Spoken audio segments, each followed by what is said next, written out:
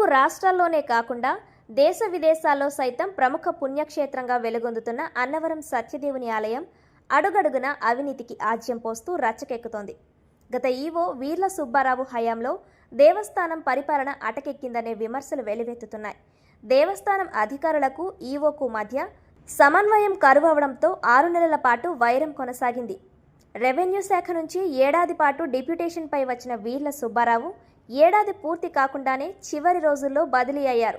ఆయన స్థానంలో దేవస్థానం పరిపాలన బాధ్యతలను చేపట్టిన రాజమండ్రి ఆర్జేసీ త్రినాథరావు తన చాకచక్యమైన అనుభవాలతో పరిపాలనను గాడిలో పెట్టారు.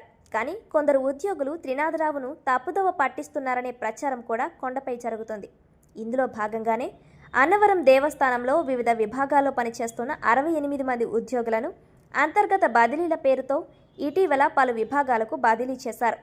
బదిలీల అనంతరం కొందరు ఉద్యోగులకు ఆయా విభాగాల్లో పనిచేయడం మింగుడు పడక ప్రజాప్రతినిధులు, ఎమ్మెల్యేలు, మంత్రులు, ఉన్నతాధికారుల ఆర్థిక సిఫారసులతో ఈవో త్రినాథరావుకు పెద్ద తలనొప్పిగా మారింది.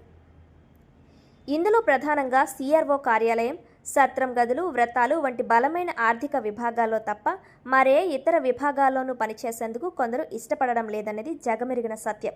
ఒకవేళ విభాగాలు మార్పులు చేస్తే ఎంతవరకైనా వెళ్లేందుకు కూడా వీరు వెనకడడం లేదనే ప్రచారం కూడా జరుగుతుంది. ఒకే చోట దీర్ఘకాలంగా పాతుకుపోయిన వారు దేవస్థానంలో పదుల సంఖ్యలో ఉండడం విశేషం. వీరిని మార్చాలంటే సాక్షాత్తు దేవాదాయ శాఖ కమిషనరే దిగిరావాల్సి వస్తుందన్న వాదనలు వినిపిస్తున్నాయి.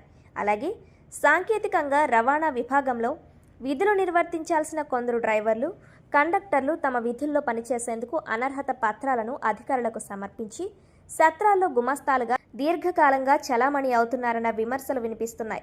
ఇటువంటి వాటిని అరికట్టకపోగా దేవాదాయ శాఖ ఉన్నతాధికారులు వారిని సమర్థించడం, ప్రోత్సహించడం వెనుక ఆంతర్యమేమిటో వారికే తెలియాలి. అదేవిధంగా సత్రం గదుల వద్ద రూమ్ బాయ్లుగా ఫ్రీ సర్వీస్ చేస్తామని విధుల్లో చేరిన కొంతమంది సిబ్బంది నేడు దేవస్థానం అధికారులనే శాసించేంత ఉన్నత స్థాయికి చేరుకోవడం అధికారులు వారి పరిపాలనలో ఎంత కింది స్థాయికి దిగజారిపోతున్నారనేది స్పష్టంగా కనిపిస్తోంది.